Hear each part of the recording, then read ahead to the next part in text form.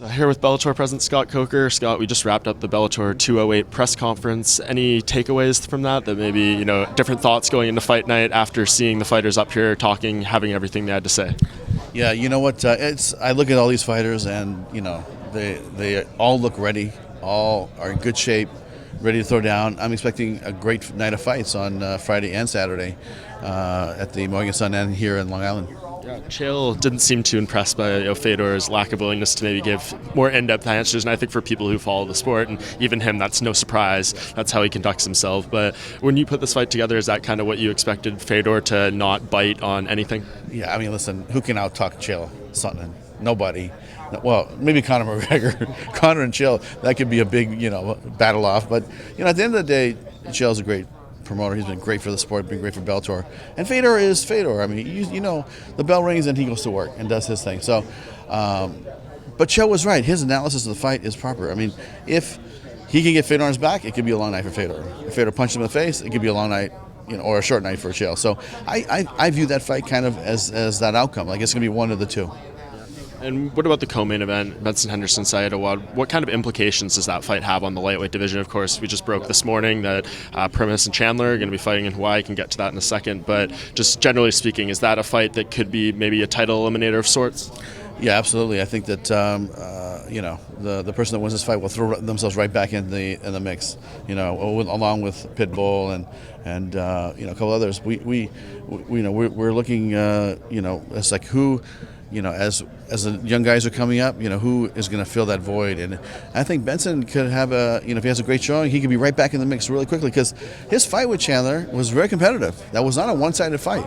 That was, it was a tough fight to call. So that was a close match, and I think that he and Primus would be a great fight. I think Benson and Chandler would be a big fight. I think that, if he wins, he'll do himself a lot of service just by getting right back in there. Yeah, and can you just tell us a little bit more about how that first Hawaii show on the first night on the 14th came together, how challenging it was to put that whole thing together with the USO and everything? Was that a really difficult task for you guys to pull off? You know what? There was a show in Hawaii about 2 years ago, a year and a half ago, called Rock the Troops. I'm not sure if you saw it, but it was The Rock, and he did a show, like a USO show, and they did it on base in Hawaii. They had a ton of stars, and it was like a throwback to the Bob Hope era, and all the military and families could come for free. They had 45,000 people there, on Pearl Harbor at the base, and country music acts, and just like a lot of, and something that Viacom can put together because this is what they do, right? You bring a piece of CMT in here, bring some of VH1, BET, MTV. There's a lot of people that have a lot of great relationships in this company, and it's a entertainment company. So they threw a lot of entertainment behind this event, and I said, why don't we do something like that? I don't want to just do a fight in Hawaii with one night. Let's do the second night, but let's do it free for the troops, and let's make it like Rock the Troops. Salute to the troops, give back.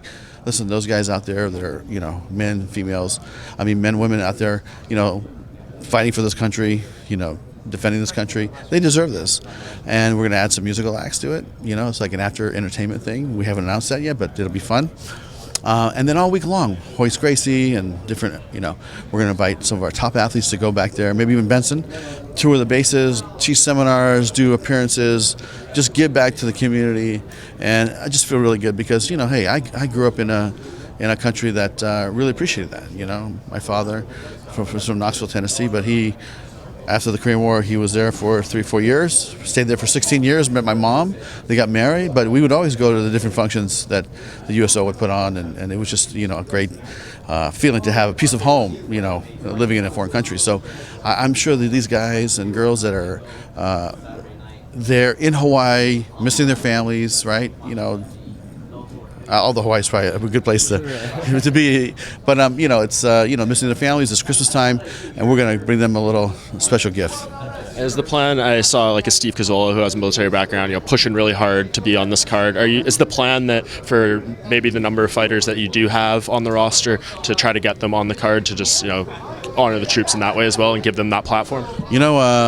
We haven't put the fights together other than the Frank Mir fight with Javier Ayala and the fight with Michael and Primus, but we'll add 2 or 3 more great fights, and with any fighter that's been in the military or has the real desire to support the military, that's a great idea. We should probably invite some of the guys that have been there and been part of that community. And I reached out to some friends that that have trained extensively with Hoist, or have trained the military groups, and said, hey, we're going there, and we're gonna ask you guys to be a part of this and to give back to the community, the military community.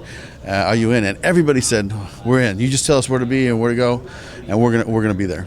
Was there a little bit of a challenge in booking Chandler versus Primus too? It seems like these two really, it's like you sign the contract, I don't want to fight you. Like, how was it a bit tough? You know what? It gets a little tricky, man. It's like emotions get in the way, egos get in the way sometimes, and we told them, both of them, hey, this is going to be for the troops, man. It's going to be live on Paramount, but it's going to be free for the troops. Let's do this. And so they all got on board. But before that, this guy's too heavy. This guy is fighting over here. The timing, we just couldn't put it together. So finally we put it together. It's a great cause, and they'll fight in front of the armed services. They're in Hawaii.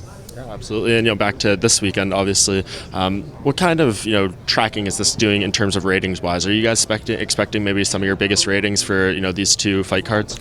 Our heavyweight or our tentpole events for the main events like Fedor or for Bader, the last 2 fights have all tracked over 1 million viewers. So I think that the main events have been peaking very well. And I think this will be the same. I think we'll this will be a good piece of business for us domestically, a good piece of business internationally. As sponsors, the mat's completely full, and it's filled with blue chip sponsors like Boost Mobile and Monster, and it's light beer from Miller. It's just a great feeling to have companies like that believe in what you're doing. And again, that's the power of Viacom. That's what they bring to the table is. Get their ad sales group to commit, and you have a great night of fights, great sponsors, great TV, great international distribution, and great gate. And and the ratings, you cross your fingers and you hope for the best, but I think we'll be fine. Yeah, and I spoke with Matt Mitrione yesterday, and he said if this thing ends up being a Ryan Bader versus Chael Sonnen final, it discredits the entire Bellator heavyweight division. Chael said, I somewhat agree, but it just discredits the heavyweights because it shows we can move up from light heavyweight and be able to beat these guys. What do you make of that? So Matt said that? Yeah. Listen, just fight and win, right? That's up to you. Yeah. We're not going to go in the fight for you. You got to go fight. So if you're the best heavyweight out there, then you'll win and you'll continue on. If not, hey, somebody else, just because he used to cut down 25 pounds to make weight, now he's enjoying eating and not having to cut as much weight or not cutting any weight, and he can beat you. That's up to you. That's all on your court. And I spoke with Ryan Bader as well, and he said if he can win this thing and get a second belt, he deserves a lot more pound-for-pound respect from the MMA community. Right now, I think in our USA Today rankings, we have number 15 overall, but he believes he should be a lot higher than that. Do you agree? Listen, I absolutely believe that. In fact, I think a lot of our fighters deserve to be much higher. We're going to have to talk about that. There you go. I mean, what do you do with him? I know you've recently said going into the Rory fight, a double weight champion, you kind of just will play it by ear. But Ryan said for him, winning the second belt is a huge accomplishment. Being able to defend them is the bigger accomplishment. Do you see a situation where you would allow him to defend both? I think timing would be the key on that. And, let's see how he does. And let's see how he holds the weight. Let's see how he does against, Matt, see if he can even get past Matt. And if he can, then he fights the winner of Chael and Fedor. And then, so I can answer that at the end of January. And speaking of Rory McDonald, have you spoke with him since that fight, how he's feeling, and what maybe his timeline looks like in terms of getting back in there for his tournament fight? Yeah, Roy's been texting me every day, and he's been keeping me updated. And he's the kind of fighter that wants to fight tomorrow. So if you ask me, he'll fight sometime in February. If you ask him, he'll fight sometime in January. Right. So I think we have to just help him take a skip and just kind of put the brakes on this, Roy. It's fine. We can wait another 3-4 weeks for your nose to heal, and let him take it. Do time to heal and come back and be 100%. So he did break his nose in that fight? Yeah, he broke his nose. Mm-hmm. Does he need surgery or anything to your knowledge? I'm not sure, but I know that whatever he needed to do, he already did it. So he says, hey, I'm healing up. I'm going to be ready to go. I'm start training in 2 weeks. I'm like, time. Just relax. He's an animal, man. He just wants to keep training and fighting. Yeah. In terms of that tournament bracket, do you have any idea when MVP versus Paul Daly could happen? A potential location, a potential month, anything like that? Yeah, we're talking to DAZN right now about location, but we'd like to do that fight in January or early February. And London or England probably seems like a logical. It'll be DAZN, as you know, is launching the U.S. platform here, so I think that's the conversation we're having is like, how do we accomplish both goals? But hopefully we'll find a way. But it'll either be in London or be probably here on the East Coast. And last thing, you spoke a little bit about what happened at UFC 229 during the press conference. You gave your thoughts, but of course, Dylan Dennis, a Bellator fighter, was kind of in the midst of all that chaos. What's kind of just your thoughts on that from your perspective? Do you plan on discussing with him what happened? Is there going to be any repercussions for him? Yeah, I would like to know what happened because I have not talked to him, and I'm not sure what the conversation was between, why Khabib would, be so upset, or I really don't have enough information to make a comment on that. Okay, so do you have any idea when he might fight again? Or is there any talks on that front? Dylan will probably fight sometime beginning of the year.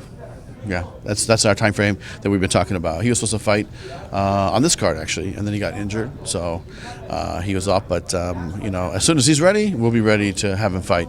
But what was said and how that whole thing came about, I don't know. I'm not sure because I just don't know what the dialogue was. And last thing, Benson Henderson said he'd love to be in the tournament at welterweight. Is that something you would consider, win or lose in this fight? Yeah, absolutely. I think that he'd be one of the guys that be up for consideration, and it'll be up to him because the 170-pound weight class, you got some killers in there, and they're big guys. And it's going to be up to him, but we'll have that conversation with him as well. But his name came in the mix when we started putting this together. But we said, this might be a tall order because of all the, I think we have 8 of the best welterweights in the world fighting in this tournament. They're killers. And, if you look at the USA Today rankings, it should say 1 through 8. It should be all the Bellator tournament fighters. There you go. And actually, last thing, is there anything that you're looking forward to this weekend the most outside of the 2 tournament fights? Of course, that's center stage, but what kind of has your eye on maybe title shot significance, personal excitement? What stands out? When you think about the Friday night fights, being a give back to the armed forces, really excited about that. It means a lot to me, and if you know my history and my background, you can understand why. And I'm excited to go to Hawaii and put on some great fights. They used to have amazing fights back in the day there, but nothing. It's been like 10, 12 years, and this is the first big fight I think since BJ fought there in when he did the co-promotion with K1. I think they call it Dream or something.